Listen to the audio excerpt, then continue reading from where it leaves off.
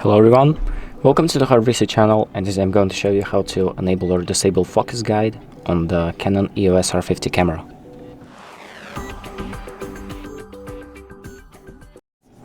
So the first thing that we're going to do is open up the settings by pressing on the menu button, and then we're going to use these four buttons to navigate through the menus, and we're going to go to the AF section and then subsection number 3.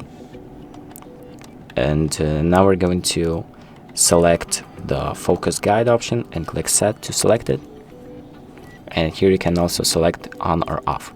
So once you've selected the option that you want, you can just exit out the menu and your settings will be saved automatically. So that's about it. Thank you for watching.